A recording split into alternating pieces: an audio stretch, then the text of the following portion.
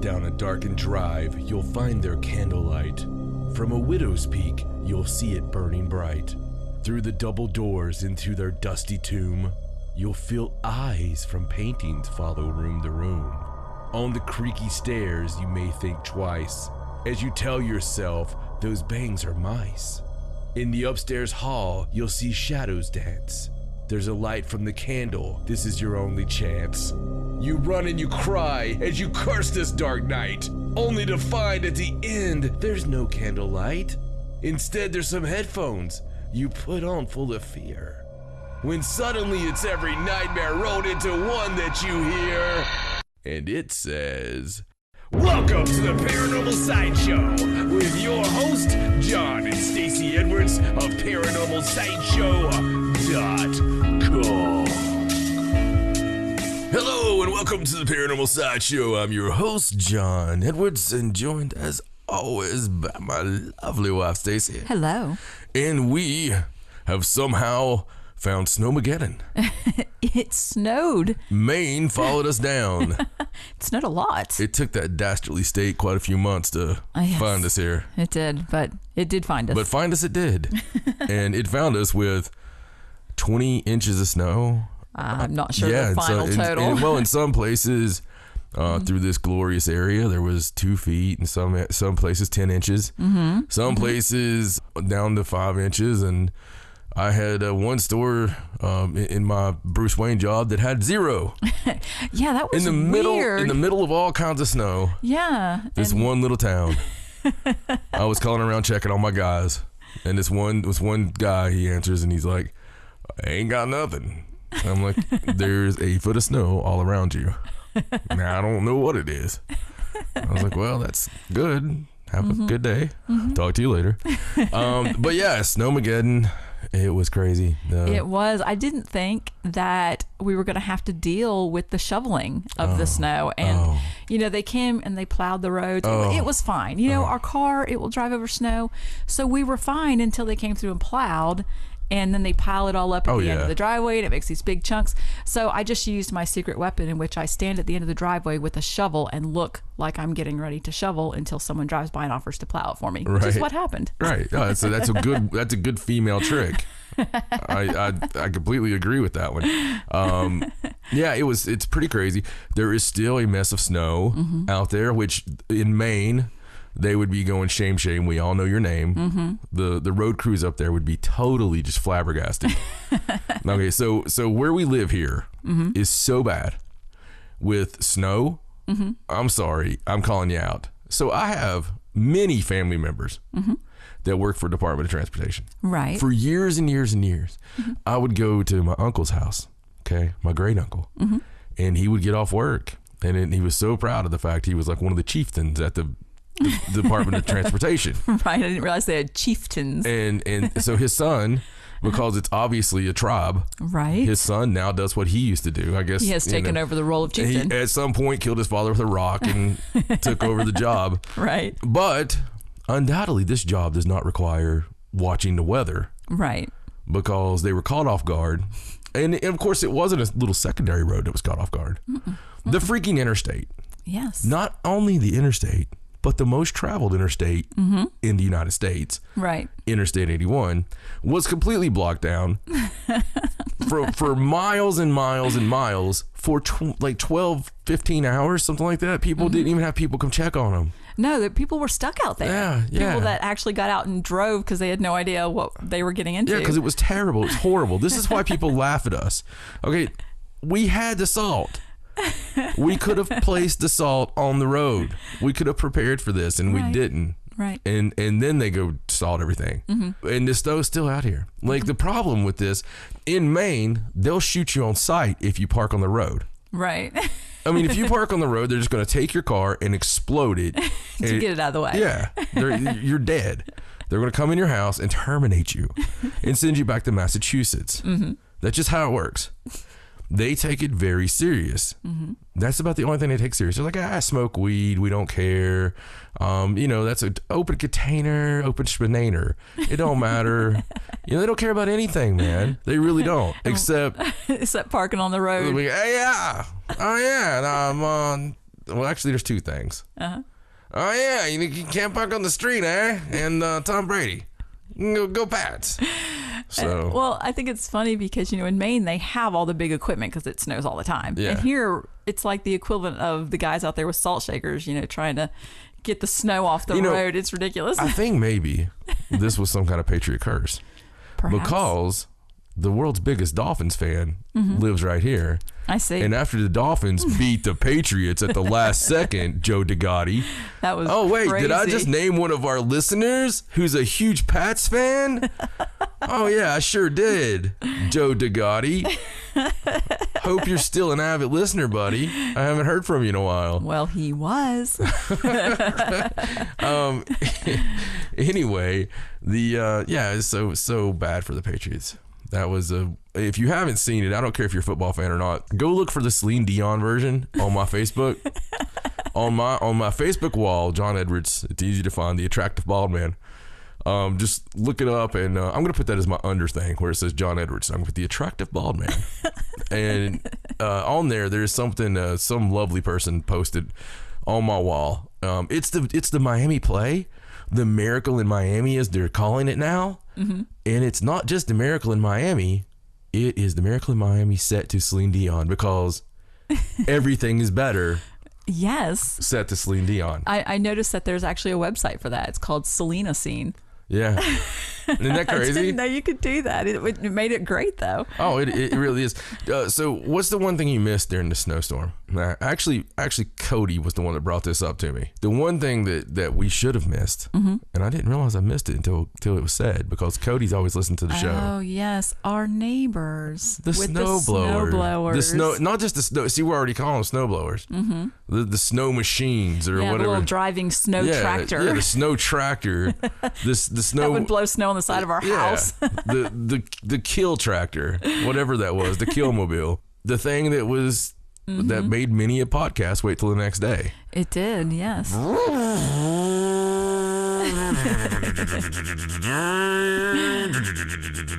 Yeah, it was really bad. It was. It was. I'll never forget it. Like, as long as I live, especially when it started hitting the side of the house. Now you got to think, you got soundproofing, you got all this stuff up, and you could still hear. I mean, it was so bad. But yeah, that's something we did miss, because wow, they did take care of our roads, didn't they? Yes. Our driveways. Yeah. So I mean, because they're still not clear out here, and they're not going to get clear because somebody left their shovel in Maine. It was broken. Yeah. So. And I didn't really honestly think I was going to need it. Well, seriously, it's a big difference between up there and down here. I can see the big difference in how people react and all that stuff. I think people react the same up there. I remember Milk and Bread going. It's just the road crews. Yeah, it got cleared a lot quicker. And see, here the news comes on. They're like, do not leave your house all week. Right. Just stay in the house. Well, the one thing, that if you do have to stay in the house, when you get done listening to us, I will put my 2 cents in on Red Dead 2. You got to play it online. It's a lot of fun playing that game online. We've been playing it online in our 3 minutes of spare time. Literally, guys, we've been trying to play that game. We've had it since day one. We've played it for 10 minutes. Yeah, we pre-ordered it. Yeah. I don't know why we bothered, because we have not had time. Yeah, no time. We never have time. I mean, we were snowed in and didn't have time. It's ridiculous. It is. And God knows we are so Christmassy. It's unbelievable the amount of money. It's not that we spend a lot on one person. Just we have so many people to spend for that we've nicely done little chunks on everybody. Right. So almost everybody. If you're a family member and you're not receiving a present, there's probably you need to look at you. You need to start with you and figure that one out. That's not for us to talk to you about. We're really nice, polite people. We're not going to just call you up and say, look, all right, here's the reason you didn't get a present. All right.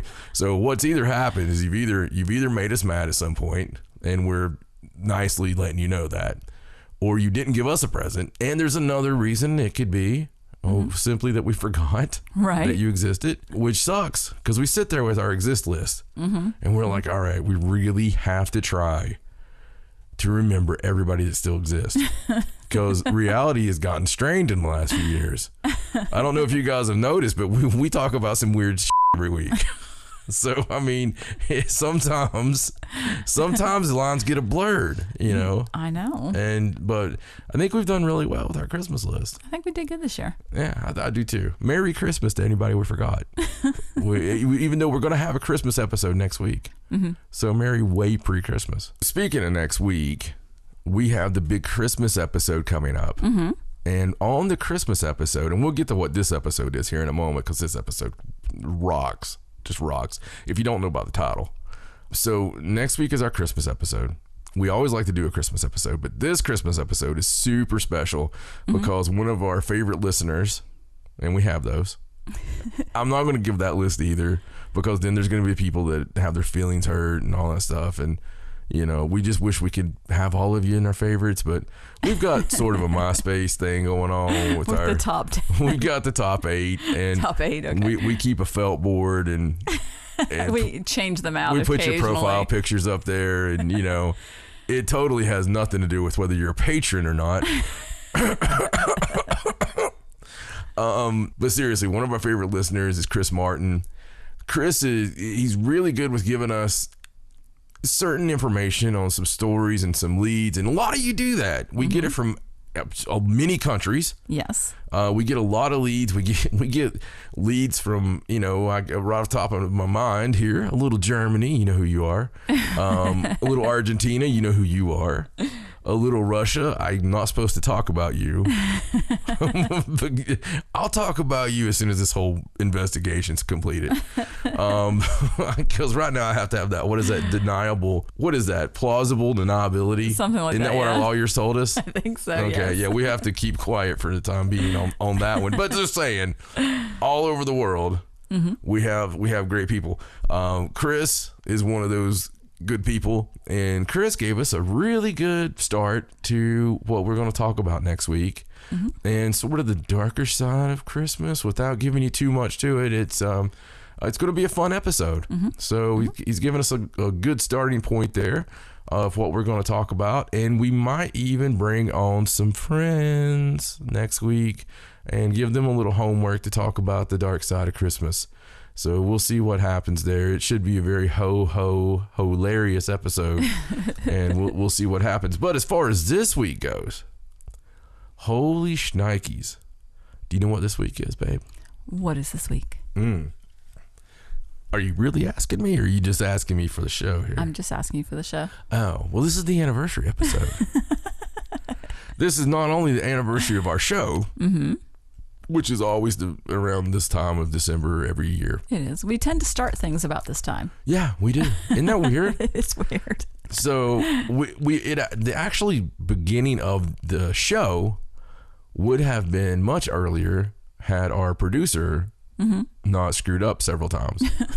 So there's some shows out there in La La Land that never got archived. But other than that, somebody live heard them. Bonnie England heard them. There you I go. can guarantee you that. And Juan Cruz Martini heard them. That's some of the ones that were live that first night. Wes Forsyth might have been live right at first. He used to listen to our show like early on. Anyway, it's been many a year since we started the podcast. It doesn't even matter about that number. I don't want to get you confused on numbers here. All right, because it's been many years. Plenty of years. Let's just throw that back. It was 2010. I'm not trying to be cryptic. So this in December 2010, we started this gangster ride. So the big thing here is the anniversary between John and Stacey. Because it is John and Stacey's anniversary on December 18th. It is. Now, the funny thing where this gets cloudy is we've been together a lot longer.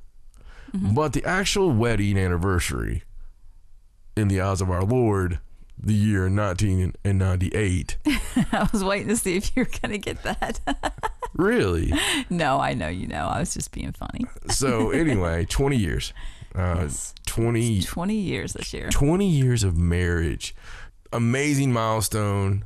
Just really cool. It's killer. We're excited. We like sharing these things with you guys, sharing the celebrations. We would bring you along on the date if we could. and it just gets a little weird. Not for us, but for you. So we just try to make it as alarming as we can on the actual show. And speaking of that, instead of getting something cheesy where it would be like, here's 20 things I love about Stacey, right? For each year of the marriage. Instead of doing something cheesy like that, I did something cheesy like this. Okay, well, what have you done? I've done 20 random facts about John and Stacey. Oh. One for each year of our marriage. Okay, random facts. Are these random facts that our listeners don't know yet? Not all of them. Okay. I was sitting there with the facts I knew they didn't know. And some of them I don't think they should know yet. Like some of them are in the book. Right. Which is one of the random facts because I'm trying to shield the book. So I know they know about the book. Right. But they're going to hear about it again. Okay. So, all right. We have a forward for the book now. We do. We share a lot on this show. So I didn't know if you could even come up with 20 things that maybe people that listen a lot don't know. 20 interesting facts. How about that? There you go. 20 interesting 20 facts that are interesting to John and Stacey about John and Stacey. There you go. Let's just get very specific. All right. Number one.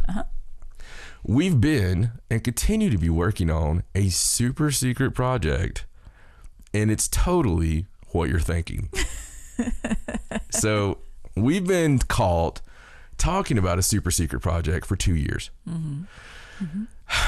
Originally, that super secret project was the Ghost Brothers appearance, right? So we couldn't talk about that until it happened. Right. And then there was a mysterious other super secret project. Okay. And that's been going on.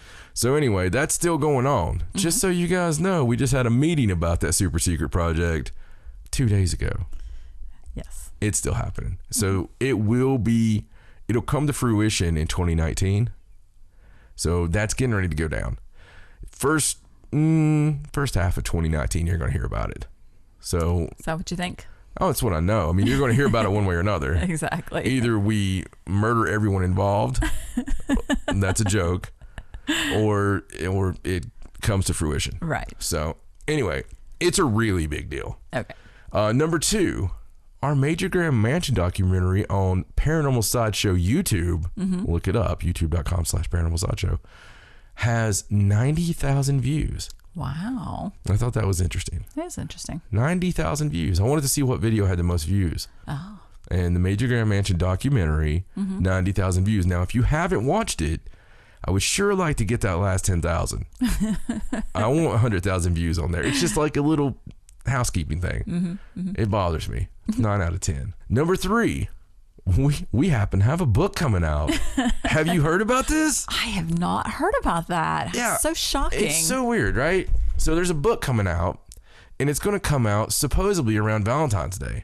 It's supposed to be on Valentine's Day, but things never seem to work that way for us. No. So around Valentine's Day, and it has a very fitting title. It has nothing to do with Valentine's in the title, but it's very fitting because it's about a couple and we love each other. 20 years, huh? Come on. So anyway, that book's coming out, and it's got a cool new foreword. Yes, it does. By somebody involved with the super secret project. Oh, so many things we can't talk about. Wow. Isn't that weird? That is weird. All right. So number 4, Stacey loves tea. I do love tea. Yeah. I drink tea every day, several times. Stacey loves tea. That's very important for you to know. Hot tea. Yes. Hot tea. Hot tea. I thought that was a very important fact for people to know in case they ever have Stacey over for company. Stacey does love tea. She prefers Lady Grey tea, just so you know. Number 5, I dip. I don't smoke. I don't drink. But I dip, but I don't dip tobacco. Nope. I dip something weird that got me off tobacco. And it's called Smoky Mountain. I dipped the cherry flavor. And it's made out of like corn silk. Corn silk, yeah. So it really works, y'all. If anybody's out there smoking or dipping and you really want to get that, get your gums back. Off the nicotine and stuff. It really works. It's just the whole act of doing it. Yes. So that's a random fact no one knows. It's a very random fact. All right, number 6. I am not only a sensitive to the paranormal, but I have an attachment that I've had with me for many years. Wow. Actually coming right out with that, huh? I thought it's our anniversary episode. we've been doing this thing for a long time. Mm-hmm. And that whole time, this has been a fact. It has. So I will say this. The sensitive part of it is a very big factor in our day-to-day lives, as is the attachment. And I will say also that it does help with evidence when we get the evidence. It does. And I've kept that fact kind of down there for a while. But, I'm not going to go full boat on anything else about it. No, it's a very long story. It is. Very involved. I don't include that story because it's personal, very personal. It's one of those that's just not time to come out. And so it is one of those things that has affected me through the years tremendously, and our family in a good way.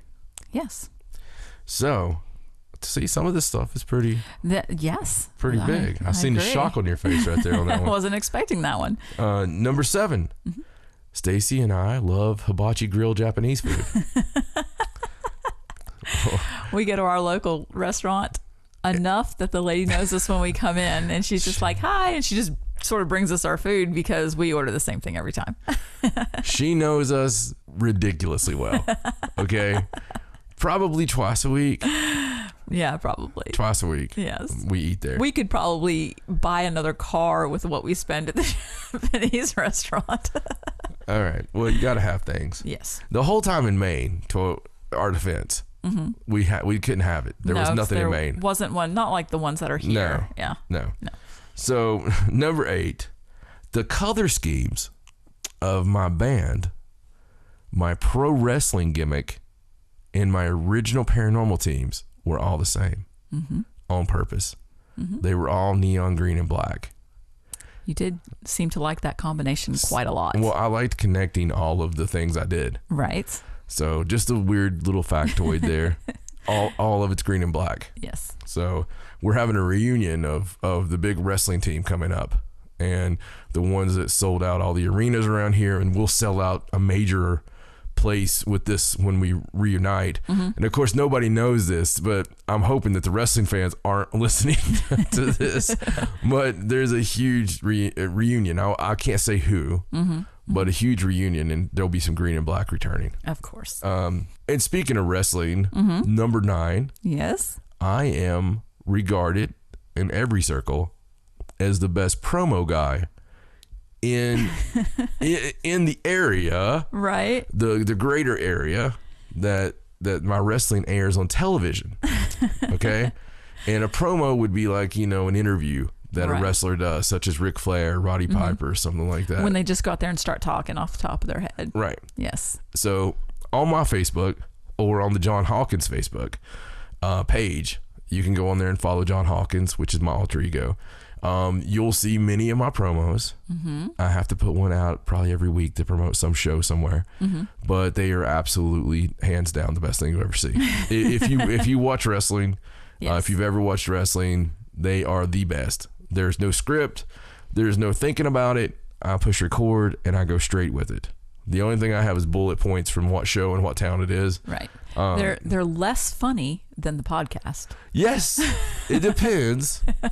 It depends, because they are damn hilarious when I'm your boss. That's true. That's true. Because sometimes one of those guys finds one of them and it's funny until he says something to me about it. Then it's no longer funny. Number 10, we have to deal with the paranormal in our daily lives every single day.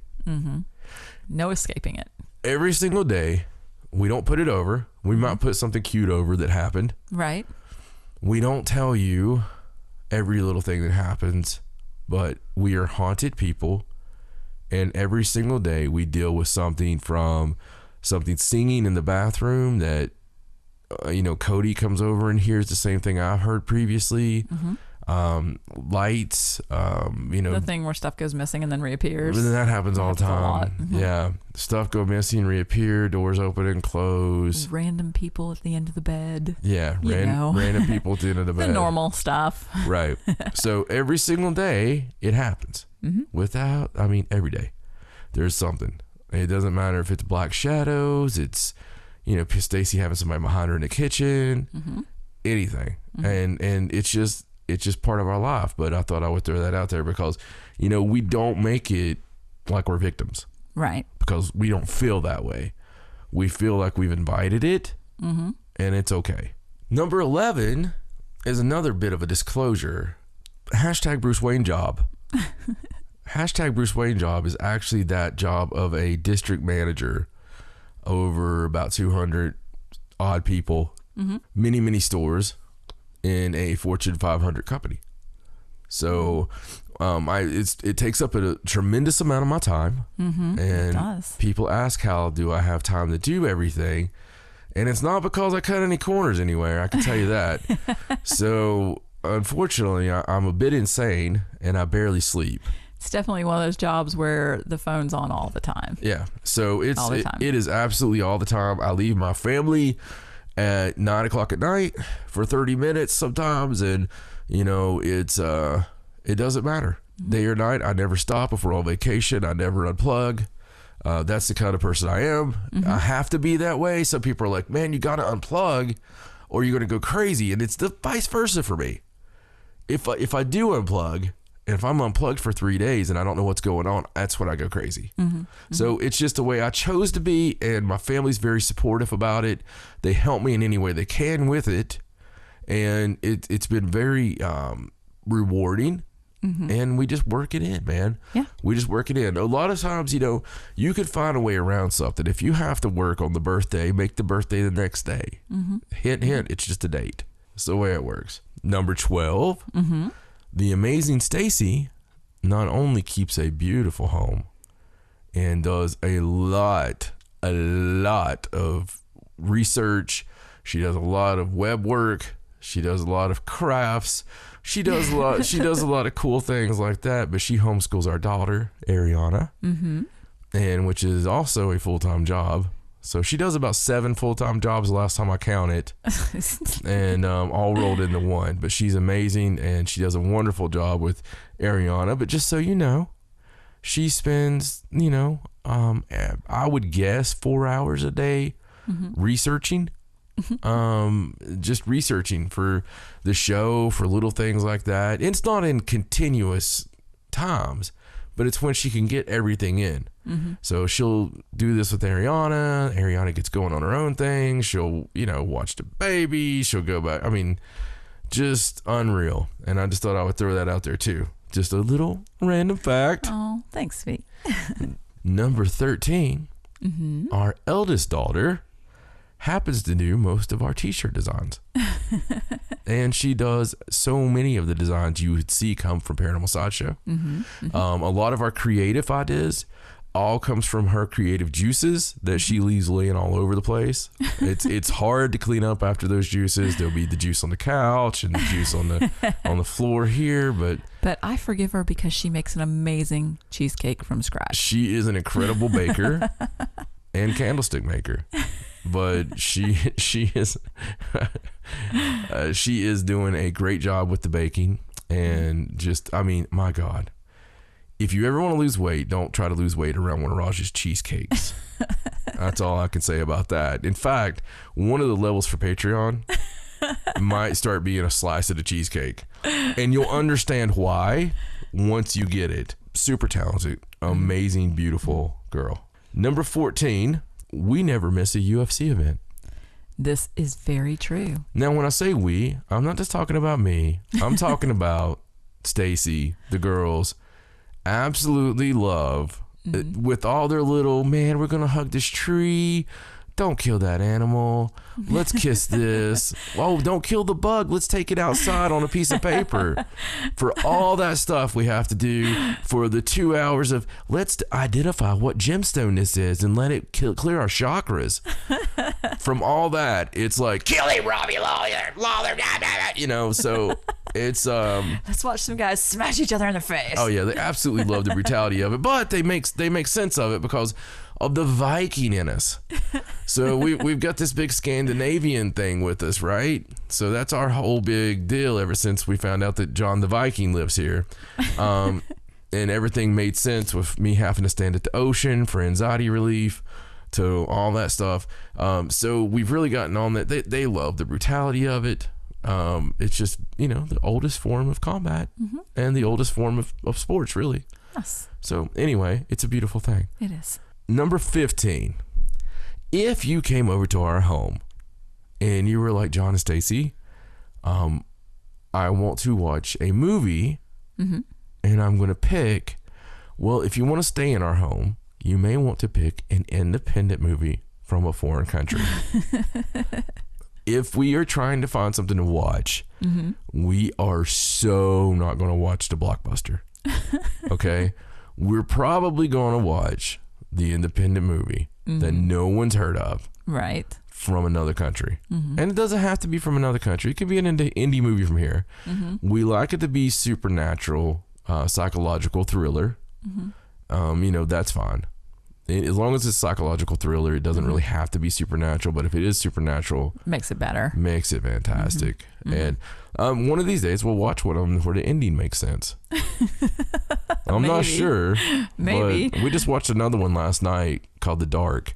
And it was good. It was good.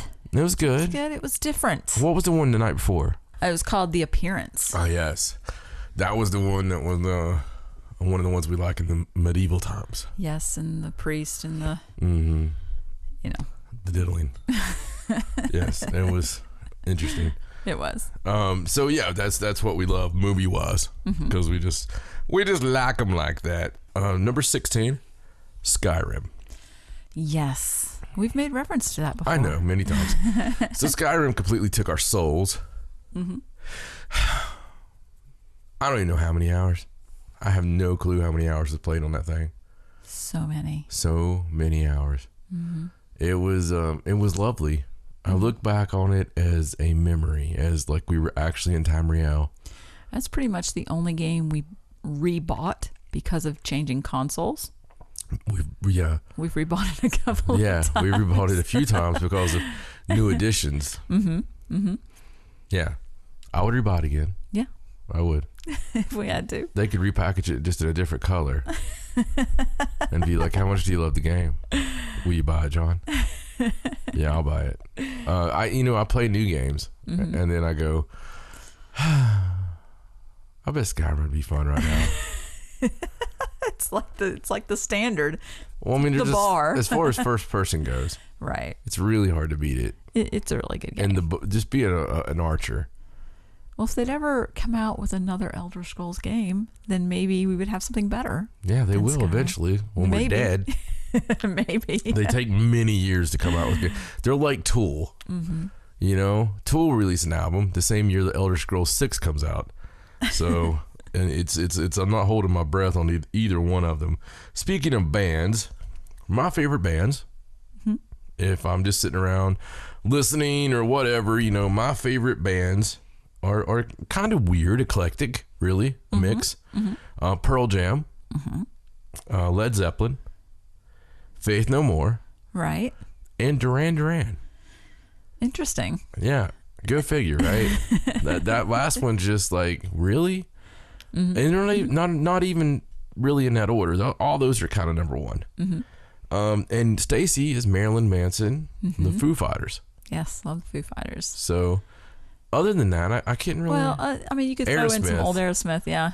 Yeah, I like them. But that's the three that are really up there, and that's how to get Stacey to smile and make her think that you guys have a lot in common. If you ever take her out, just be playing Marilyn Manson, be like, "Hey, I'm sorry about playing something heavy like that. Let me put this in. I hope you don't mind," and play some Back in the Saddle. And yeah, she'd be putty in your hands. So next. Is going to be the movies. So the movies are also something that's very different with Stacey and I. So with me, if I'm going to sit around, relax, and not have nobody around, and ease my hand down, and put my other hand in a Fritos bag and sit there and really just enjoy manhood, watching a movie, it's going to be the 13th Warrior. Or it's going to be Black Death, a movie, this weird, obscure movie that just makes me happy. Man, I love that movie. It's a good movie. I don't know why I love that movie so much. But movies like that are going to be things that I'm going to watch and really enjoy. If it's not hammer horror. Right. If it's October, just shut up and give me the hammer. Then it's going to be hammer horror. Any hammer horror, anytime. I don't really like the sexploitation stuff just because I don't like sexploitation. But anything like 60s, 50s hammer horror, yum. Stacey, you may find Stacey laying on a couch, and you may find Stacey watching A Knight's Tale 50 or 60 times in a row. You may see her watching How to Lose a Guy in 10 Days 30, 40 times in a row. You could possibly catch her watching Ever After I think what I actually do is I will go on to the on-demand and I will just search romantic comedies. That's my brainless movie watching, laying around the couch, unless it's Christmas time, and then it's whatever random Christmas movie. So where does Armageddon fall into with the romantic comedy? I mean, I like kind of actiony movies too. Okay, but I mean, I thought we were talking about like if we were alone and we were just kind of. What we're talking about is the fact you have an issue where I could actually program a television to only play Armageddon, Ever After, How to Lose a Guy in 10 Days, Knight's Tale, and Bring It On, and Pitch Perfect. Pitch Perfect. Pitch Perfect. Pitch Perfect's probably number one right now. Probably right now it's number one. So I could just program that. You'd be perfectly happy the rest of your life. I'd be fine. That'd be fine. We could put 3 bands on your radio. You're a simple. I mean, I love it. I love it. I don't mean simple in a bad way. I love the fact that you're so. That's just what you like. Those are my go-tos, but I do like to find other movies. So why is it you like this sweet stuff and I like movies about the plague? There's got to be a balance somewhere. Raja is addicted to Christmas movies, and Cody watches movies where people go missing and chopped into pieces, and really enjoys it. Yeah, sweetest kid in the world. We're all a little different. Sweetest kid in the world, but I've never seen someone get so excited over Cannibal Holocaust. I believe there's probably a fine line with both of them on us going to Shrinks. Probably. Even with the Christmas movies, like I don't know which one is more psychotic, but next would be our books, right? And we've talked about that on the show before. You are obviously Stephen King. Stephen King fan, yes. Yeah, Stephen King. And I believe what is your other than The Dark Tower? Right. Okay. Other than The Dark Tower, I understand The Dark Tower is this glorious, forget the movie, this glorious, incredible, goes through and connects to every book he's ever written kind of thing. Is that correct? Is that a good? Yeah, I mean, it's like his magnum opus, like it's epic. So if you're jumping on, so you're just jumping on, and you're not in a magnum opus mood. Right. You're jumping on, you want something intriguing, something fun, like the It movie. The newer It movie. That was fun for me because it was a bunch of little mystery. There was something cool to it. The supernatural, almost alien-esque type stuff. Right. That was really cool. If the book's like that, then that would be great. I will admit I've never read a Stephen King book. Right. So if I'm jumping on, what book do I jump on with? Oh, wow. That's a tough one. I would say for you, if we're talking about you personally, I would have you jump on with The Shining because you already kind of like the story, but it's different when you read the book. Okay. And I think that you would like the way he writes anyway. But for just anybody, I really enjoy the short stories. I love the big books that have lots of short stories in it because you get just little snippets of disturbing stories and they're not too long to read and you can just sit down and go through it. See, I don't think I would like that because I like when I'm listening to a book on tape, I like it to be something that's 70 hours. Because I really like that rich fulfillment of character, and I love character development. Short stories, you're kind of like, I don't know how you develop a character correctly in such a short period of time. You'd be surprised. Now, I know some of my favorite short stories, I call them short stories, but they're not that short, that he wrote was when he was writing early on as Richard Bachman, that as instead of Stephen King. And so I have a book that actually has Richard Bachman stories, and it's got 4 stories, and one of them's The Running Man. Right. But there's one called The Long Walk that I love, and it actually, because it just disturbed me to no end, and it's not short, it's like a fourth of that book, so it's a longer but not book length story, but it's really cool. I like those kind of things when he does like that. Yeah, I mean, I have to give it a try. I think I might go with, because I was going to read Cujo. But I think I might actually go and read The Shining. You're right. That's something I already know I love. Anything I feel like in that time period is a good place to start, because that's the time period I like. Because his newer stuff is it's a little bit different.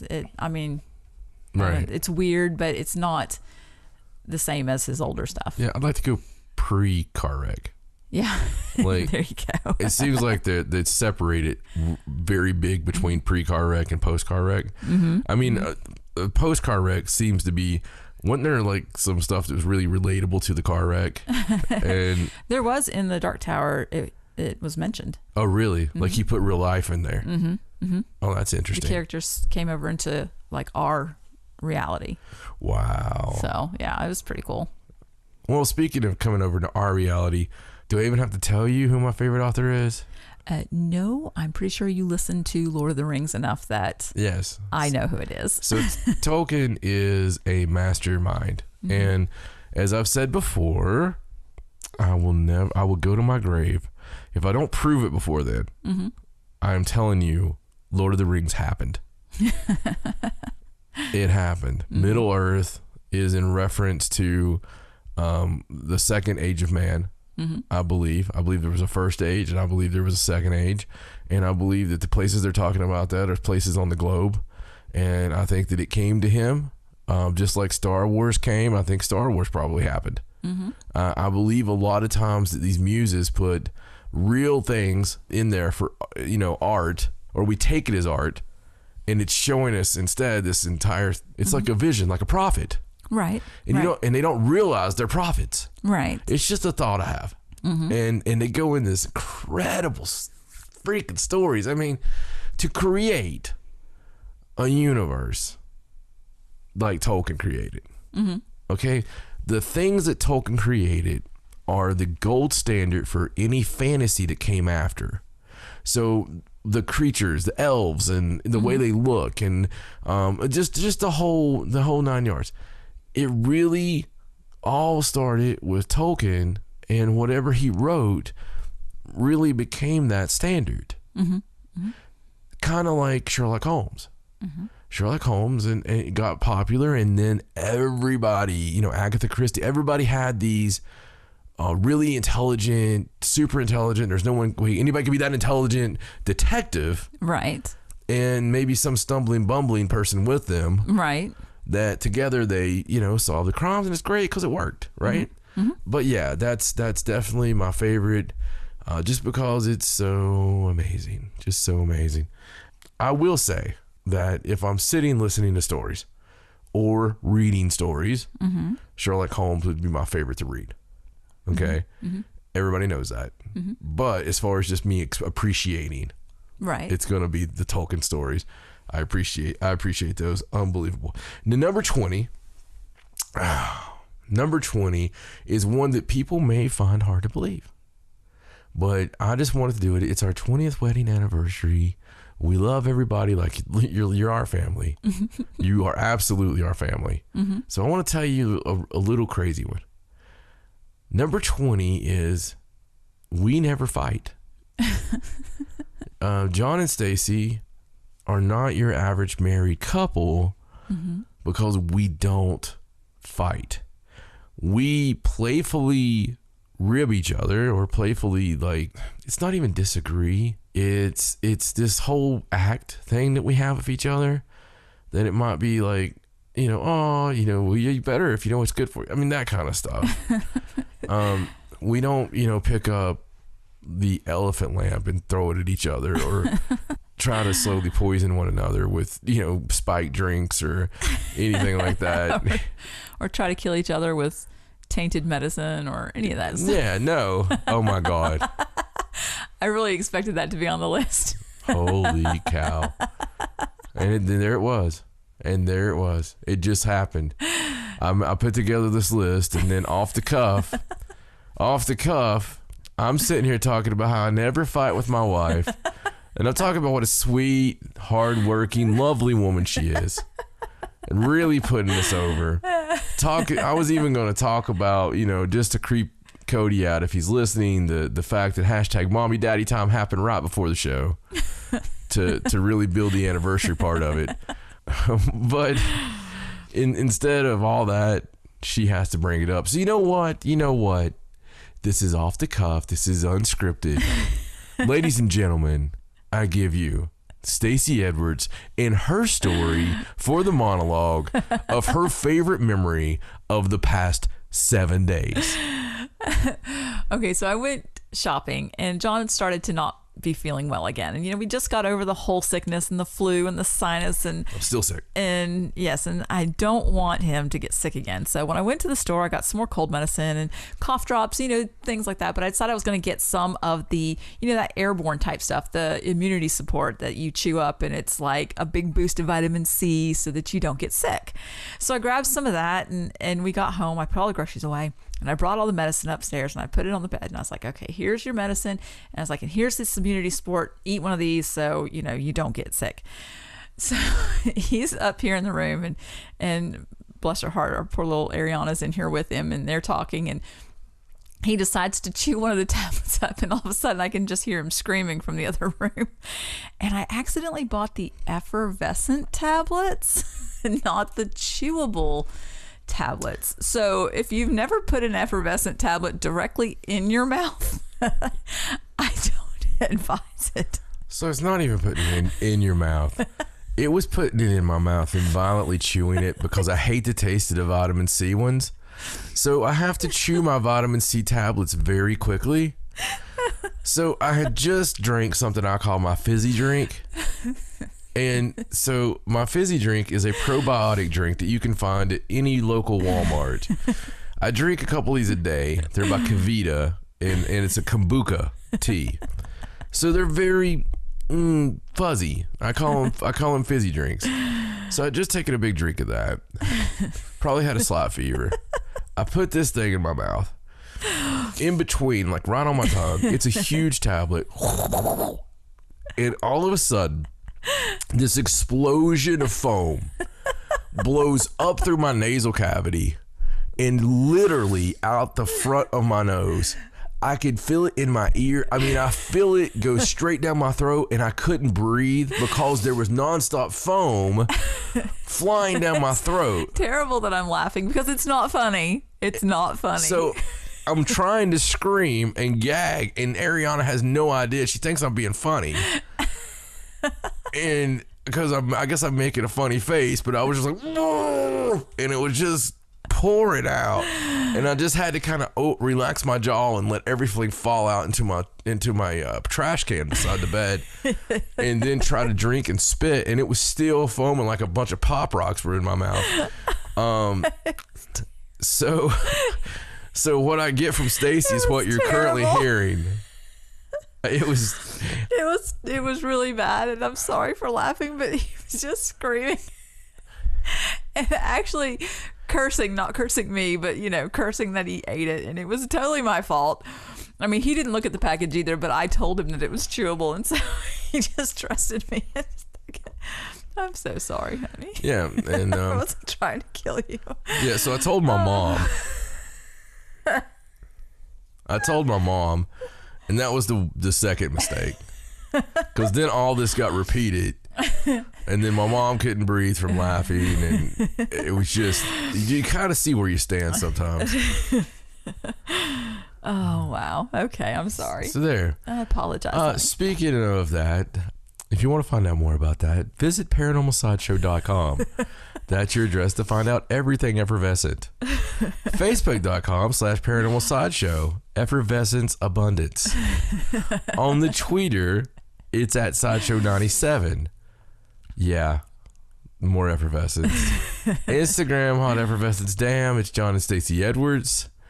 And you can find us anywhere. Anywhere there are pods, that's where our bods will be. Just go ahead and look us up. Paranormal Sideshow. Obviously you're listening right now. If you happen to be listening because you're broke into somebody's house and you're hiding in their closet and they're listening to the show, I want you to know how to get to the show. So after you sneak back out of their house and you're listening on your own, you can go to Spotify, iTunes, Google Play, anything, man, we're there. And if we're not there and you listen to it, let us know so we can get there, or write the people yourself and tell them that we need to be there. If you do listen to us in a certain place, please leave a review there, a good review. Bad reviews will mean you're tracked down. We've got something in with Google right now where they give us this analytics on those things. And so really appreciate everything at patreon.com/paranormal sideshow. That is the place to go and support your favorite podcast and us as well. It's a good little way to get on board with some stuff. And when the book comes out, it may be a good little way to be the first to find out. So you never know. We appreciate and love every single one of you for doing that. I normally scream all this stuff, but I'm currently in shock thinking about the effervescent tablet once again. And with that, boy, oh boy, do we have some awesome anniversary news. Here's Stacey Edwards, if she survives, with Paranormal News. She's the GOAT of paranormal news, traveling the globe to find you the stories you didn't know you needed to hear, and the stories she knows you'll never forget. It's time for Stacey Edwards and Paranormal News. All right, so let's get to the news. This first story is about NASA's mission to send a spacecraft to the asteroid Bennu. And it's the OSIRIS-REx spacecraft, and it's currently 9 miles from the surface, but it's already started scanning the asteroid. So the discovery that OSIRIS made when it first got there was that there is water on the asteroid. Now, they believe that this Bennu actually broke off from a much larger rock, and so this discovery adds support to the idea that comets and ancient asteroids could have brought water and possibly organic material to Earth. Wow. So it's a really important discovery. And well, it's more than important. Okay. A few years ago, we didn't have water outside of Earth. Right. I mean, when we started this podcast, there wasn't water outside of the planet Earth. I mean, we could pretend that this was a long, long time ago. But when we started this bleeding podcast, there wasn't water. They were like, well, there may be water someday, but, that's the building block of life. That's the main thing. We found that. We found it all. And now there's just some, space rock, some random, chunk of the butt of a planet just flying out there with water on it. That's what they believe. Now, they don't have an actual sample yet. They have to wait until the probe lands. Why don't they just skip a bolt down there or something? On the asteroid, and it will actually collect samples and then bring those back to be studied. Of course, it'll be years from now. I don't think it's set to land until 2020, and then it won't be back with the samples till 2023. Oh, hogwash. You could do something to make sure there's water there. Well, they've used some of the onboard equipment. There's like an infrared spectrometer and a thermal emission spectrometer. Have they thought about lowering a napkin? Perhaps in wiping. I mean, just pull it up if it's wet. It does appear that there are minerals, water minerals, all over the surface of the asteroid, and I believe that was very shocking for them. Well, yeah. That they weren't expecting that to be the first thing that they found. Wow. So imagine how shocked they'll be when they see the aliens that the people down the hallway from them are hiding.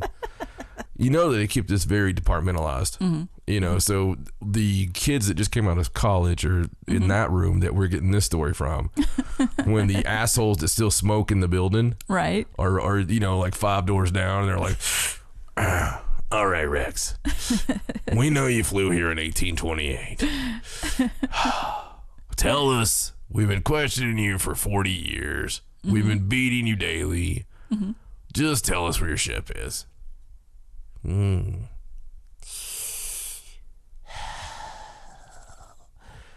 Earthling, I could let you know. I could tell you. Absolutely, I could tell you. But you're going to have to hook me up I'm sorry, Rex. It's just not going to happen. Look, they've been asking questions. We can't just keep giving you these college students. Well, they found water today. It's only a matter of time before they find us. They found water? We've been hiding the water forever. Anyway, that's just again, this is what I picture is happening at NASA on a daily basis. I like to think that someone at NASA hears the podcast and goes, oh, crap. The jig is up. They know. Wallaby. Shut them down. Shred everything. But now this asteroid that they are studying is classified as potentially hazardous because Really? yes, because there's a 1 in 2,700 chance that it will collide with Earth sometime in the 22nd century. All right, hold on a second. Okay. 1 in 2,700. Yeah. Can you help me? You're a mathematician. Mm-hmm. Where do you think they get the 2,700 from? I don't know. That's kind of like, that sounds like a made up number to me. That's what it says in the article. Anyway, this 1 in 2,700 chance, so it's going to hit us and maybe merge our waters. I mean, I don't know. In the 22nd, well, we don't have to worry about that. We'll all be dead. We won't have to worry about it, but cool discovery. And so hopefully they'll keep letting us know what they discover until that thing starts heading back in 2020. You know what the weird thing is about our show? Mm-hmm. All these years we've been doing it. Mm-hmm. A lot of times we'll do a story. Right. It may be the third story we do, the fourth story we do. Mm-hmm. And we'll just do it. We might talk about it for a second, say, oh, that's pretty interesting, make a joke. Right. Whatever. 3 weeks to a month to 2 months later, it's like the top story everywhere. Fox News, CNN, they're all talking about it. And they're like, can you freaking believe that this asteroid had water on it? And it becomes this really huge thing. And here we are like, geez. Maybe we should have spent more than a couple of minutes about it or not made the butthole joke, No, we'd always make the joke. Yeah, especially about buttholes. Of course. Buttholes are just funny. They're just funny. They're always talking crap. All right. All right, let's move on to this next story. It's a mystery. Ooh. This is about a radar mystery. You expected me to say something right there? I'm sorry. I didn't see the joke in that one. But search. I'm always searching. I was just giving you a second. All right. Yeah. So this story is a mystery. You didn't get it. You didn't get it. I just made a joke. And instead of you listening and getting that later, like usually Stacey gets my jokes when she's editing, and I'll hear her up in the loft and I'll hear something like, she never laughs during the show, but I'll hear her in the loft and she'll be like, because she has the headphones on. You can hear it through the whole house. And she'll even repeat it, or she'll text me something that I said. And I did a radar joke. Oh. I said I was always searching, and I did it around with my finger. And oh, no, I totally missed that one. Yeah. Sorry. That one was a little bit out there. It was. It was just a blip. All right. So on Monday in Illinois, they started tracking something that was showing up on the weather radar, and it started showing up over southern Illinois, and then it drifted over southern Indiana and into western Kentucky. And it looked like what you would see when there's a really strong storm. Like Right. That was the strength that it showed, but it wasn't raining. There was no storm. So the meteorologists couldn't figure out what this blip on the radar was, Right. and it was moving. So the next day, a tweet from the Eyewitness News meteorologist, his name's Wayne Hart, he kind of tried to clear it up, and he said, that he was citing an unnamed pilot that said that Evansville Air Traffic Control claimed that a military C-130 released a stream of chaff, which is like radar jamming material that they use sometimes during training exercises. Right. And usually it's supposed to disperse through the air, but it wasn't very windy. So he's like, they released it and it just kind of stayed together and it showed up on the radar. So the news station that did this article contacted the Air Force bases that were in the area. And it was Fort Campbell in Kentucky and Scott Air Force Base in Western Illinois. Right. Those are the two that are close. And asked them if they had been doing exercises, if they did release this stuff. And Scott Air Force Base said, no, we didn't. Yeah. It wasn't us. We didn't do that. Now, the spokesman for Fort Campbell wasn't as clear about it, but said that he didn't know of any such operation. And if it did come from Fort Campbell, then it would have been a secret special forces exercise. So he didn't necessarily say it wasn't them, but those guys are always like that at Fort Campbell. I did a show at Fort Campbell one time. They were just very secretive. I mean, we pulled into the base to do the show, and it's like, hey, is this where we're supposed to be? What do you mean? Well, it's very strange because this could be the place. It's true. Possibly. It might be. You know, if it was just an exercise, I would think that they would just say, yes, that was us. You know, don't worry about it. Why would they have released it? Right. So it is still a mystery, because even though they seem to think they know what it is, that causes weird radar blip. Yeah. Nobody knows what plane did it, where it came from, why they did it, any of that stuff. So it's very strange, and obviously not something that the meteorologists see. So is there any way to prove that they released chaff? No, I don't think so. Or whatever it's called. I think it's chaff. Chaff. I don't think that there is a way, because whatever it is gone now. Yeah. But it's still obviously this mystery, because nobody can figure out where it came from or why or a reason. Were they cloaking something? Was it really an exercise? You know, who sent the plane? Very strange. And these are meteorologists that look at this radar as their job. That sounds very stupid. So it's not something... They're not stupid. I mean, it sounds very stupid. It sounds like they threw something up so they could move a UFO from here to there or something. Right. I think that actually is a theory. Yeah. That people had online. Yeah, like they were definitely concealing something, and they're just like, we don't know what you're talking about. It sounds like between the two Air Force bases. Could be. And could be. Especially if it had anything to do with Kentucky. Because if it hadn't have been, somebody would have said, yeah, you know, we're pretty sure they stopped at Fort Campbell. They went over my cousin Addie's trailer. The guy came outside. He said, hell yeah, that's one of them. They came to Kentucky. We're pretty good at basketball, too. Not as good as Tennessee right now, but we're pretty good. All right. Well, just interesting mystery. I'll keep track of it, see if they ever come up with a better explanation. All right. So let's move on. And this is a story from Maine. Oh. And it's about it's about a loud boom and a bright light that was reported in southern Maine. Which happens a lot in Maine. It does. It happened to us. That video has about 15,000 views on our Paranormal Sideshow YouTube. So this is from southern Maine, and so several people reported a loud boom and possible shaking early on this past Wednesday morning. And I believe there's a few videos of like the bright light where you can kind of see it off. It's like, you know, security camera footage and things like that. And it's a light streaking across, you know, the sky, and this loud boom with the shaking. And I think it woke people up. And some witnesses reported shaking, especially in Boothbay Harbor. I think was hit really hard.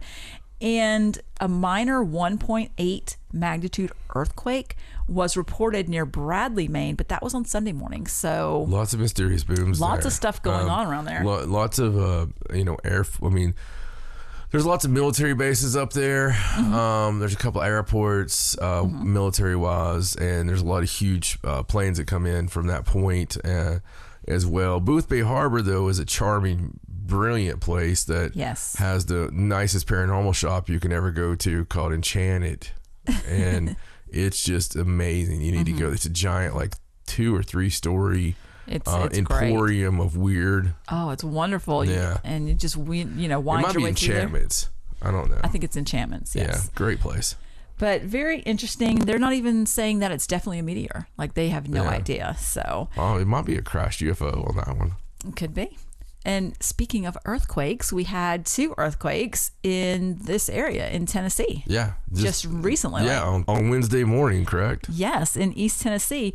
And it rattled people awake across several states. Yeah. Like, it was felt pretty The far. initial reports were everybody thought it was their neighbor's meth lab.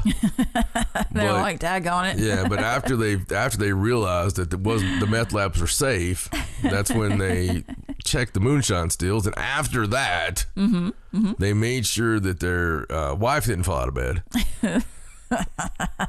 And then like, oh, must have been an earthquake. Then it must have been an earthquake.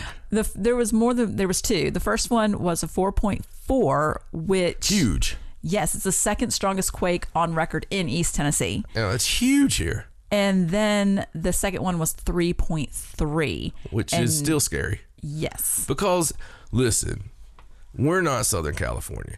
what is here is ever since every place has local legends when you're growing up. Every place. The big thing here is the caves. Okay, so there are caverns everywhere. Yeah. Everywhere you go. Like if you want to come visit me, I could take you to a couple of places where the side of the mountain looks like the mouth of God. And you can just go in there and you can walk in this cavern. They're like, the locals will be like the kid on the farm that lives there goes, oh yeah, that one's connected to Bristol Cavern, about 45 miles from here. You know, my cousin Eddie walked the whole way. Our cousin Bertrude never came back, but that's okay. We're pretty sure she made it all the way down to Appalachian Caverns, and they're all connected. There are a lot of caverns around here. Everywhere's caverns. So undoubtedly, under the whole I-81 going up to Virginia, like when you're growing up here, they tell you, hey, there's caverns all underneath I-81. If there's ever a huge earthquake, it's gone, baby. And I've heard that. Yeah, I know you've heard it. That's what everybody talks about. Right. And it's one of those things, maybe it's urban legend, maybe not, but there are caverns everywhere. So when there is an earthquake, people tend to get a little, a little bit worried because that's a pretty big one. Yes. Well, it says the earthquakes were felt hundreds of miles away, including Atlanta and in Alabama, Kentucky, and the Carolinas. Yeah. And something I didn't realize about this area is the area is part of the Eastern Tennessee Seismic Zone, which stretches from northeastern Alabama to southwest Virginia. And it's the second most active seismic zone in central and eastern United States. Yeah. And I didn't realize that. I guess it's because of, like you said, all the caverns and stuff. You know what I find interesting is we don't have a lot of sinkholes here. No. And you think we would, considering the caverns. Maybe it's because we have caverns. It could be because all the rock and instead of like sand and true. Sawdust. That's a good point. Whatever they have down there. Whatever everything else is built on, we don't know. But no, it's it's very interesting. Of course, the whole Earth is hollow anyway, so it is. We'll find out that soon enough. All right, let's move on to this next story about China. And we've talked about this before. This is where they're launching the groundbreaking mission to land on the dark side of the moon. Hello. Is there anybody in there? So this past Friday, the mission was launched. It is on its way to the moon, and hopefully it will be landing on the dark side of the moon on December 31st. And hopefully on January 1st, we'll have pictures of all the aliens over there. I don't know. All right. It'd really be cool. Do you think that China is going to maybe, be very free with their opening of the information and I doubt it. Share it with their free republic? And I doubt it. It says in this article that they're going to be the first nation to actually land on the dark side of the moon. And we talked about before how they launched the satellites so they could get the communication back to Earth. So they control us like them in Russia. It's going to be like this. Everybody that's mad at us is trying to troll us right now. So China's going to be sending it's going to be like kidnap videos, like ransom videos. They're going to be sending videos of all these spaceports on the dark side of the moon. Right. Because we know they're there. And there's at least the ancient buildings and all this stuff. And, they're going to be sending those. So we won't hear about it, but they're going to send pictures to NASA. Yeah. Like, look what we found. Yeah, the big gorilla statues where the gorillas once ruled. It's all going to be there. They're going to send it to the White House, and White House is going to be, what are we going to do about this China problem? And then Russia's going to actually go and find out we weren't there. And then they're going to send those pictures of no flag, being, was your flat ski? It's not there, Well, it does say that Beijing's being unusually secretive about the event. They didn't even confirm the suspected launch date, but, we do know now that it has launched, and they are doing other experiments there. They're experimenting with low gravity plant growth. They are going to be listening for interstellar signals, which could be very interesting considering they're on that backside of the moon. Perhaps they could get some kind of signals that are not being blocked. One of my favorite things that's ever happened is when we have the transcripts of the astronauts going around orbit the dark side of the moon, and they talk about the music that they heard, this crazy weird music, man. I can only think that it was Lady Gaga.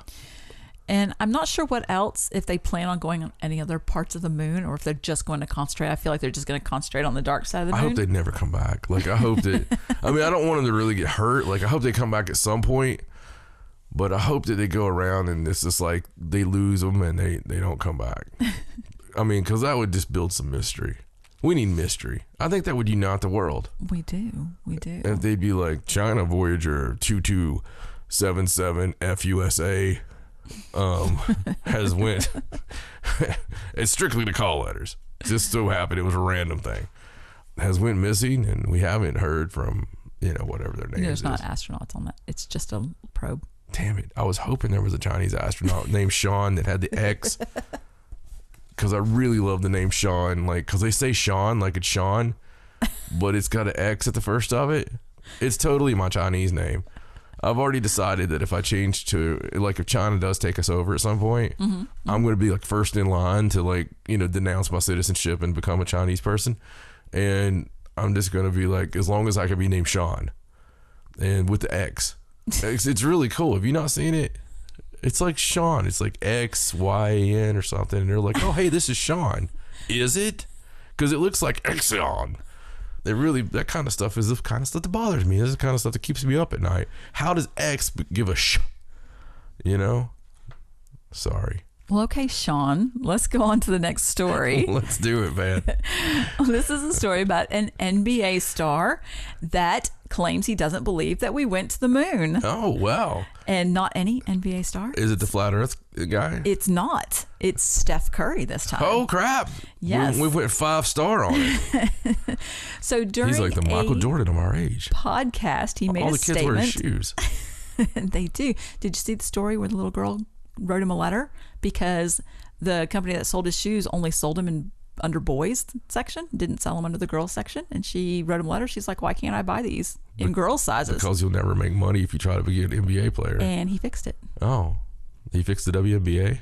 No, he called the company and they now sell the shoes in girls sizes. Oh, well, that's sweet. That's sweet. Too bad he can't fix the WNBA. I'm sure that's too big of a problem for one man. Anyway, Steph Curry was on a podcast called Winging It, and he made the statement that he didn't believe it happened. He didn't really explain why he didn't believe that. And since the podcast was published, people have been tweeting at him, asking him to explain more about why he doesn't think that. And NASA even came out and invited Curry for a personal visit to see the evidence of the moon landing that they fabricated. Steph, don't go. Listen, this is a very important announcement. Listen, I know Steph Curry has friends that listen to our show because I know in the NFL some very highbrow NFL players who listen to this show. Okay? You know who you are, and I've never called you out before. But I'm telling you, there's some big NFL players that listen to the show.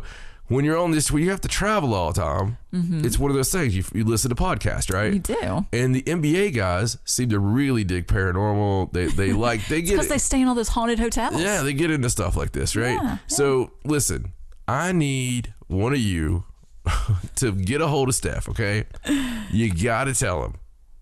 Do not go to the NASA. Do not go on the NASA tour where we're inviting you, Mr. Steph. Come down to our basement. There's nothing wrong here. Please stare at this light. The moon landing happened. The moon landing happened. That's just crazy. That's so crazy. I wonder, because, Russia's going to check and see if we went on the moon landing. Remember the story we did where they said they were going to fly some people up there just to, while they're there, just to check? They're never going to make it there. Do you think they have some kind of thing going with China where China's going to go wipe all the evidence away and then they're going to go up there and be like, look, it didn't happen? No. No, I think that, I don't know. I have my doubts that either one, if we're really trying to hide something, I have my doubts that either one will ever make it because I think that we have a full arsenal in space. I really do. I think that we have things out there that blow ships away. Possibly. I mean, just look at what just happened in space, that story you told me you were going to do. Yes, I actually have that story. Ooh, let's do that story. Okay, all right. Segue. Good segue. So the International Space Station, they have the cameras that play all the time, and then you have the people that record the live feed on their computers. I like to call them heroes. Just in case something wonky goes on and nobody ever sees it. They're space cowboys. And we've talked about these before. So recently a gigantic object was spotted. It just appeared. Yeah. In the sky, and it was huge. There's nothing to how excited I just got watching you pull full William Shatner me.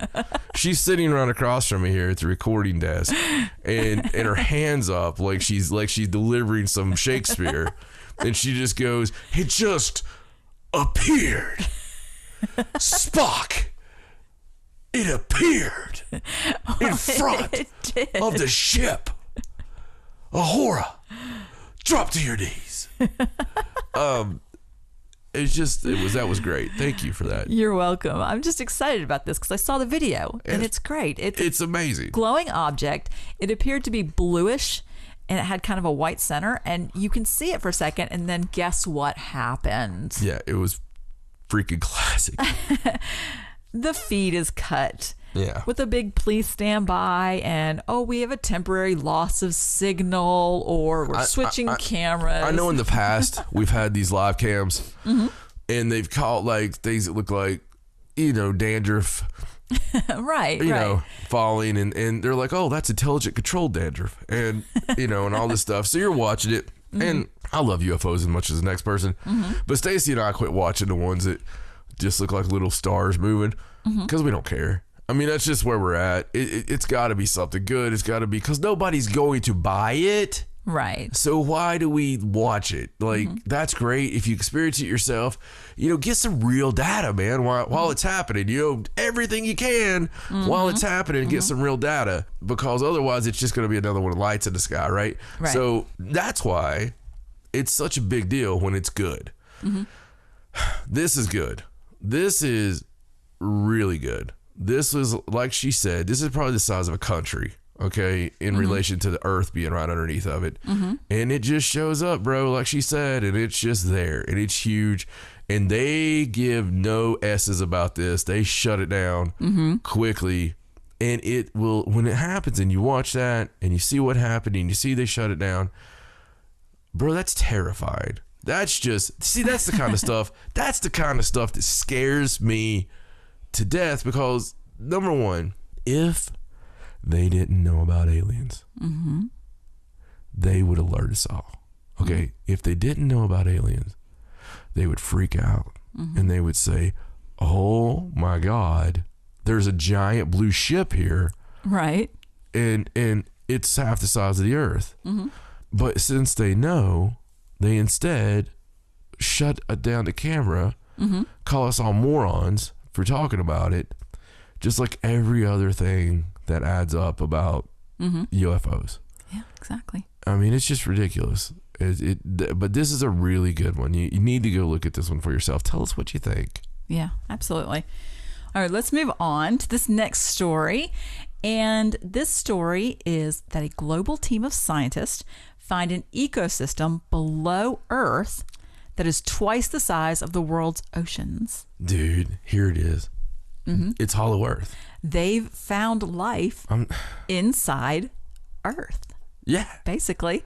Yeah. Now, it's not, reptilians. It's microbial, but that is just the beginning. Yeah, that's the outer fields.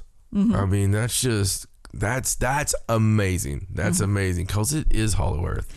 Now, according to what they call deep life studies, it reveals a rich ecosystem beneath our feet that, despite extreme heat, no light, minuscule nutrition, and intense pressure, scientists estimate that the biosphere is teeming with between 15 billion and 23 billion tons of microorganisms, which is hundreds of times the combined weight of every human on the planet. So they feel like there are just millions and billions of these microorganisms that are living in this subterranean in ecosystem. Places they shouldn't be able to live. Right, with all of these conditions that you didn't think life could flourish in. And so Karen Lloyd is an associate professor at the University of Tennessee in Knoxville, and she's one of the professors that's working on this. It's a team of about 1,200 scientists from 52 countries. A lot of people are working on this one study, and the study is going to go on for 10 years. Like, they're really doing, a lot of work with it. But according to her, she said it's like finding a whole new reservoir of life on Earth, that they're discovering new types of life all the time, and that there's so much inside the Earth rather than on top of it. They're actually saying life inside the Earth. So where did they find this at? They've taken samples from boreholes that were more than 5 kilometers deep and in some undersea drilling sites. It doesn't say specifically exactly which sites, but I believe there are several across. That's why they have so many people in so many different countries working on the project. They've taken undersea drilling sites. They've taken boreholes that they had already dug way down deep, and they say the results suggest that 70% of the Earth's bacteria exist in the subsurface. Dude. Yes. They even said that one organism that was found 2.5 kilometers below the surface has been buried there for millions of years, and it may not rely at all on energy from the sun. Like, it can just make its own methane and, just have a very low energy. Dude, you realize the implications. I mean, this is gigantic. It is. And Lloyd said that the strangest thing for her is that some of the organisms can exist for millennia. Like, they've just been there for forever, for millions and millions of years. And they're metabolically active, but they're kind of just in, a stasis where they're, because there's not a lot of energy. They're having to create their own. And nobody thought that life could exist in that situation. And yet here it is. Yeah. So it's very interesting. And one thing I thought was super interesting about this article Life finds a way. Exactly. Is Robert Hazen, that works at the Carnegie Institute for Science, said, and this is his quote, "We must ask ourselves, if life on Earth can be this different from what experience has led us to expect, then what strangeness might await us as we probe for life on other worlds?" Right. So again, the same thing that we had said a long time ago that was in that other article that we just talked about is now popping up in this article, where they're talking about finding life inside the Earth. That's because we're the aliens. It's so strange. It's because we were placed here. Yes, well, and then the article about the asteroid with water, and maybe this is how life was brought to Earth. I'm telling you, man, the dinosaurs got a raw deal. I'm pretty sure that we were on Mars or something. And you think so? Yeah, I think so. I think we were highly evolved or something. It's hard to tell, man. It's really hard to tell. So I mean, hard to tell. There could be a whole new layer. There could have been a terraform happen. Earth could have been wiped out, and maybe Mars was getting ready to be wiped out. Right. Something was going to hit the planet, and that's what caused that asteroid belt. So with their high technology, they terraformed what was already here as it was going down quickly, and maybe that was the first or second age of man that they had to terraform over after a great extinction. And you just never know. And maybe that's why so deep down you can find things like that. Right. And the possibilities are endless. And that's the cool thing. As crazy as what I just said sounded, prove me wrong. Right. I can't prove it right, but you also can't prove it wrong. Exactly. And that's how these things work. It's probably not any crazier than someone saying years ago that they were going to find life inside the Earth. Yeah. And now they have. And that's just as far as we can dig down. Who knows? I mean, we're talking about 5 kilometers. Well, see, I just the more we do this stuff, the more I realize, the older I get, about how little we know, and how most of it is just guessing or educated guesses. It makes me think that we don't have this molten core. Right. I mean, there's no way that they can actually know what's in the middle of the Earth. Yeah. And I don't know that I agree with. I mean, they can't. I mean, they try to go down and they go down nowhere. I mean, they just don't. They can't. Yeah. And we're so worried about other places and outer space and all this. And a lot of times I wonder things like, how are we able to do certain things? Right. When we can't do simple things here on Earth. That kind of is weird to me. And it's like some of the things we've talked about, like in 1969, we talked about a couple of episodes ago. they were able to go to the moon, walk around, have a party, drink some cocktails, live stream the TV, live stream the freaking thing to the, back, and everybody just accepted it, right? And then you can't do any of that. No. They won't live stream. I mean, they won't. If they go to the moon now, they're going to be like, well, we'll get that in about 4 years. Something like that. I don't know. It's just weird, man. It is very strange. But I thought that was an interesting story, and I'll link to it. You can go read all the specific details, but very cool. All right, well, let's do this one last story that has some space implications. And this is just a story about a new show that's starting, and it's Tom DeLonge's paranormal mystery show. It's called Strange Times, and it's going to start on TBS. So we know that Tom DeLonge, has done the Stars Academy, and they were having some hard times. They were, but part of their endeavor, which they make no bones about, is that it's also a media company, and that's how they plan on raising money, to continue their efforts. And so the Strange Times concept is something that DeLonge created, and so now he's turned it into the show that's going to start on TBS. The concept of it is it's a series that tells a story of 5 skateboarding teenagers who solve paranormal mysteries together, why they stay one step ahead of a shadowy deep state government agents. I think it's a graphic novel that he came up with, and now they're turning it into a TV show. So, if you're a fan of that, something to check out. And hopefully it's profitable for them so that they can overcome their financial woes. Do you know which one I'm looking forward to? What's that? Project Blue Book. Oh, I can't wait for that to start. That looks so good. It's going to be great. Yes. I mean, I'm very excited for that. It's on our Viking network, and the reason we can't cut the cord is History Channel's not on any of the cord cut things. No. And everything we watch is on History Channel. The Ancient Aliens of Curse of Oak Island. It's one of those things where they have an app, but you have to have a service provider to watch it. So it's you have to have a service provider. But I'm looking forward to Project Blue Book. Me too. I think it's Littlefinger's in it, which is going to be weird. I don't know if I'll be able to look at him and trust him. So I don't believe anything you say. Yeah, I can't trust you, Littlefinger. I'm sorry. All right, so I have a few more stories here, just some weird stuff that came up this past week. And this story is about a Colombian town that is using a curfew to protect their teens from evil spirits. Is spirits as in kids going out and drinking, or no, spirits evil as in spirits woo? As in The woo. Yeah, I don't think I can do that, but yes. So according to various local media sources, there's a small town in northern Colombia that became concerned after reports started coming to the police about teenagers exhibiting strange behavior, like suicide threats, convulsions, fainting, unexplained changes in their voices not related to puberty is what it says. Damn it. You took it before I could even say it. It says it in here. And the one thing he says that these teens have in common was an unusual attachment to the WhatsApp app. Oh, God. Yes. Which, by the way, is currently now owned by Facebook. I don't know if that has anything to do with this, but... I wouldn't let my people at Bruce Wayne job use that. They wanted to use that instead of the text messaging that we use through the much superior iPhones.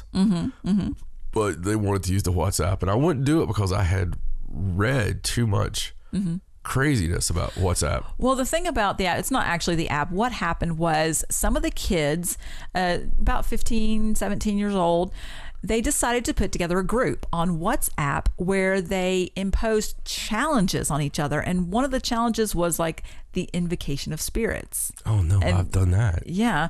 So that's what they think has really happened. So the town decided that to protect the children, that there was a curfew and they could not go out at night unless they were with a parent or, guardian supervisor.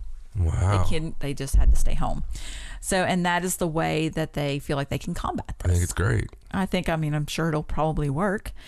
But it's crazy. This article mentions some Colombian folklore. It sounds terrifying. Tell us. And the ones that they mention is El Sombreron, which is the man in the hat. Yeah. Who terrorizes people that are out at night. That's a scary one.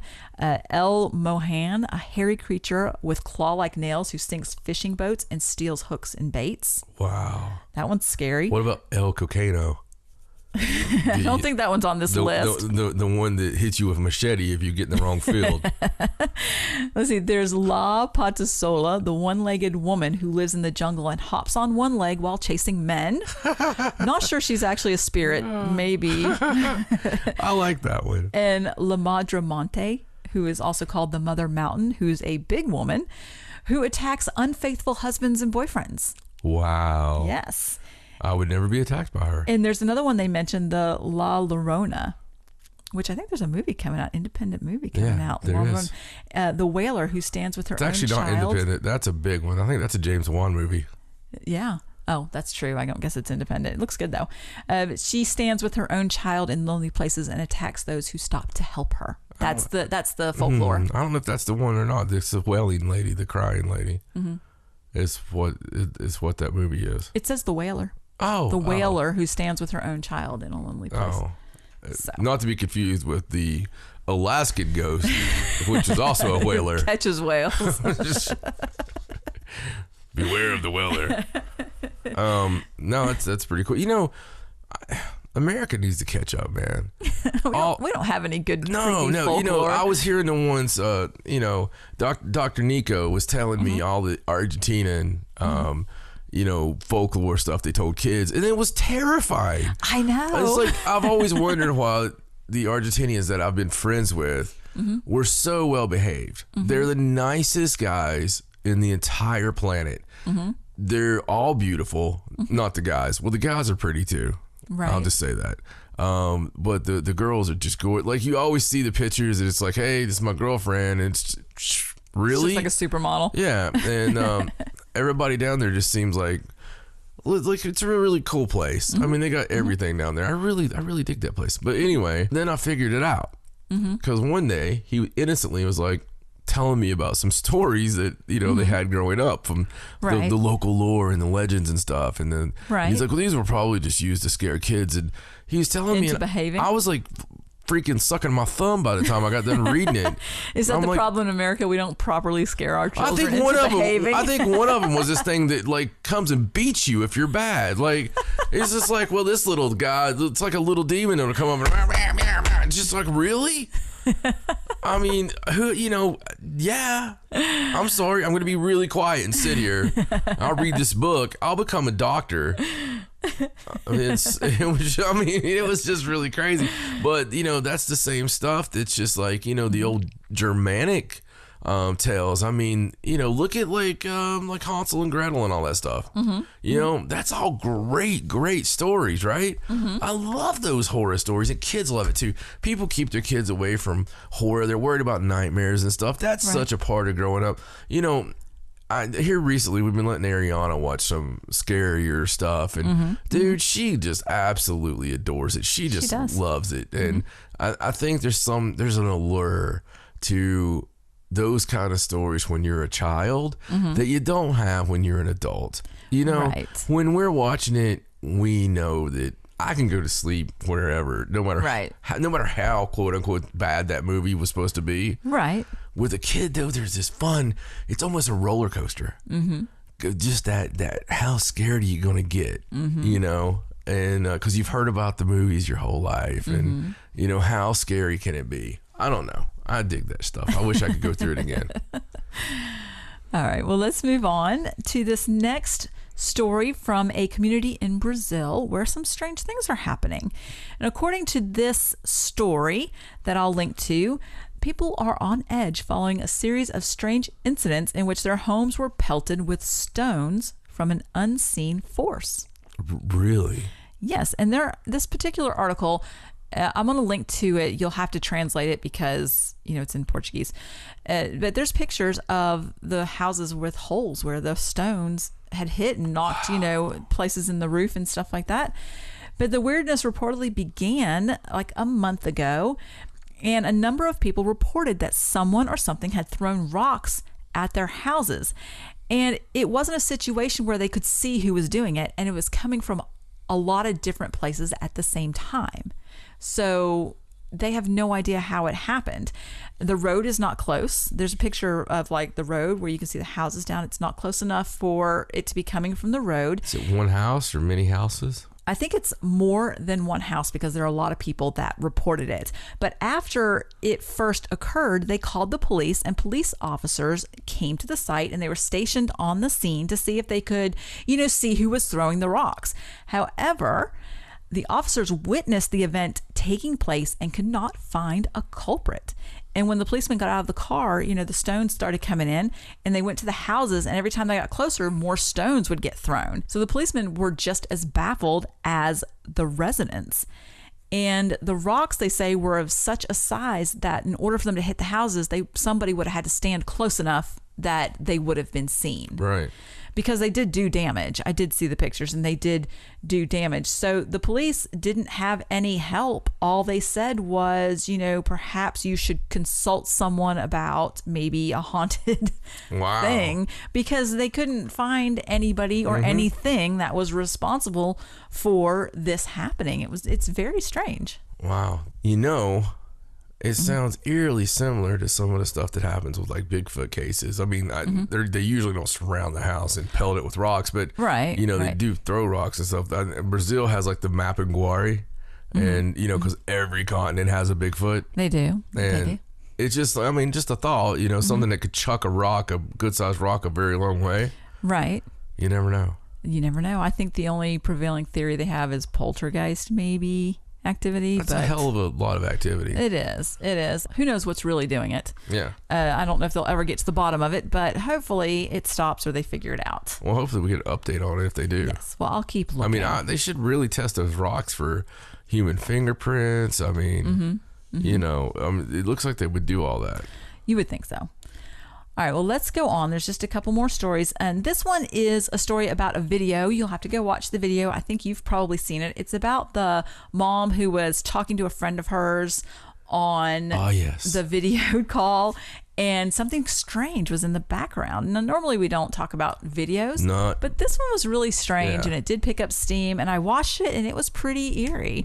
So supposedly, Lori Simmons, she was home alone, and she was just talking to a friend of hers on one of those apps, video call app. I think this one was Marco Polo.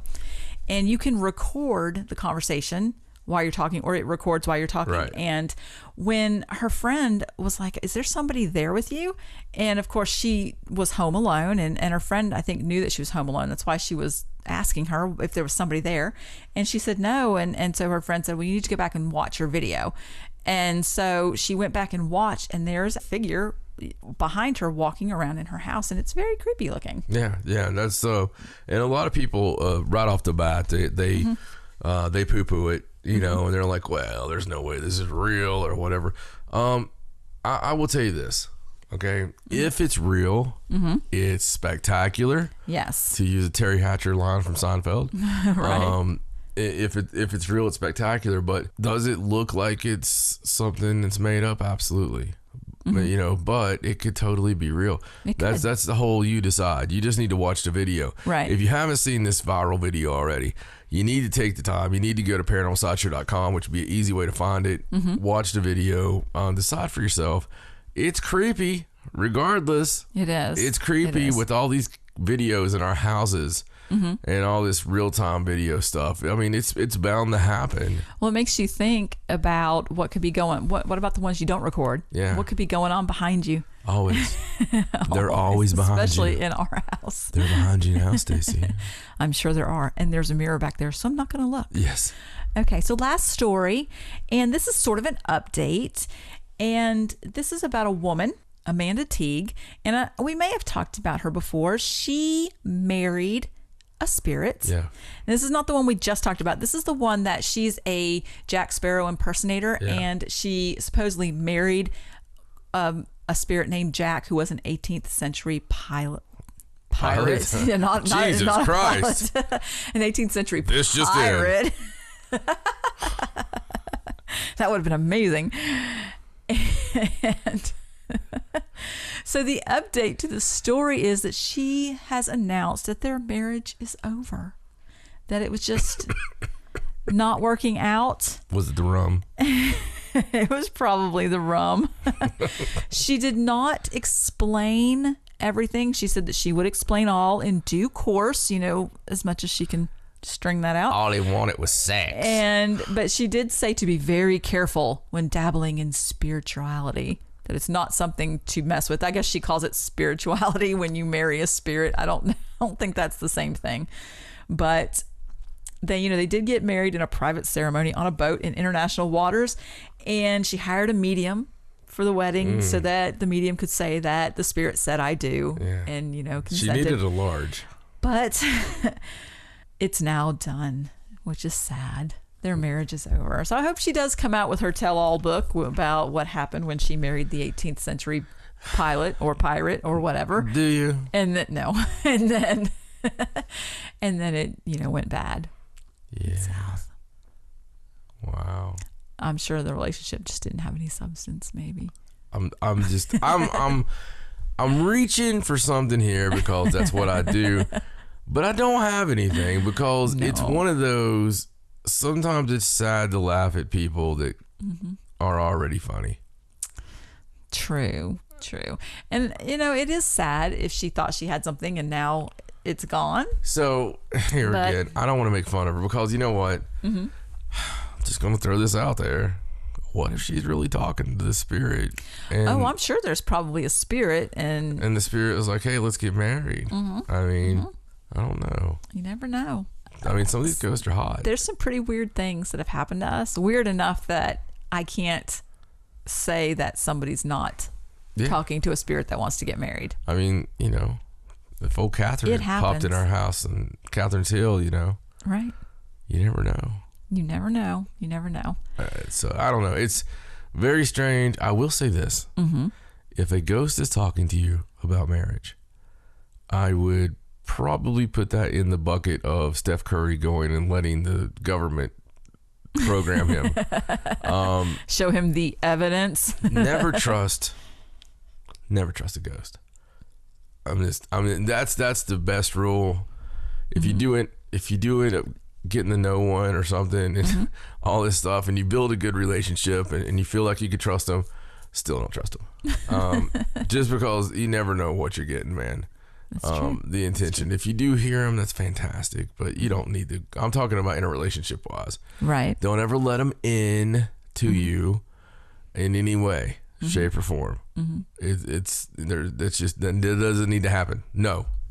You're hearing it from me. I'm saying no. This is like the people a few years ago when we did a story that they were building the Ouija board on top of the building. I'd like to know what happened to those guys. You know what? You don't hear from them, do you? Yeah, that didn't turn out to be this big thing that they see on commercials all the time. Come to the Ouija Hotel. No, it's probably burned down. So it's just one of those things. Just don't do it. And that's all I got. A public service announcement. There you are. Well, that's all of my news. Well, thank you. All right. Well, as always, you deliver with some freaky, weird stories. Yes, I try. Yeah, I try. I mean, it's pretty amazing. I'm impressed. There were some big blockbusters this week. I don't write the news. I just find it. There you go. Yeah, but the Hollow Earth stuff, that's very intriguing. It is. The Dark Side of the Moon stuff's intriguing. The water on the asteroid. A lot of good stuff this week. Speaking of that asteroid, weren't we doing stories last year where NASA was trying to find ways to divert an asteroid? And some people came up with like one guy was like, paint it and it will, paint one side of it and it'll make it go off course and things like that. I don't hear about that anymore. Right. But now all of a sudden they're studying this asteroid that possibly might hit Earth in, a century or whatever. Yeah. What about the one that had like the light on it? Like we talked about it forever. And it was like this. You don't hear about that anymore. Yeah. I mean, they got really close to it and they were trying to figure out if it was ice or, whatever. And you remember that, right? That was a weekly story. Yeah, for a while it was, and then you just didn't hear anything else about it. Do you know something else you don't hear anything about? What's that? You remember all these guys that predicted the end of the world, and then they change it like 4 or 5 times? Yeah, we haven't had any of those recently. It's been too long. It has. Like, I really feel a void in my life that nobody's predicted the end of the world. Well, I'll have to do a Google search on end of the world and see what the new date is. Maybe we can so you have something to look forward to. We haven't had a party in a while. I think we need to do it ourselves. We need to predict the end of the world. Yeah, let's put it out long enough to get like a the TV appearances and all this stuff. We'll let everybody that listens, all the listeners will be part of it too. That's okay. We'll call ourselves a cult. And we'll call ourselves like the November 12th cult. And they'll be like, when's it going to end? November 12th, 2020. Unless us and all our listeners. We have to come up with a date that's some kind of mathematical weird thing. You know, you got to be able to add the numbers up and make it into some kind of weird mathematical thing. Well, I would leave that to you. Okay. I mean, with me, it's just going to be something really corny and funny or something. But, you know, I don't know. Interesting stuff, and interesting the stories that go away and never come back. But there was some really Bobby Dazzlers on this edition. There were. So you guys know what to do. You guys know where to find us. For my lovely, lovely wife, happy anniversary, dear. I love you so much. Oh, I love you. And with that, I must say, so long from the Sideshow. Good night. Hey guys, if you like what you've heard, please check out ParanormalSideshow.com and follow the links for our weekly podcast. Also, become a Sideshow off yourself and pick one of our killer levels on our Patreon to help support the channel and to help keep us bringing you bigger and better content. So until next week, for my lovely wife Stacey, I'm John Edwards. So long and stay strange.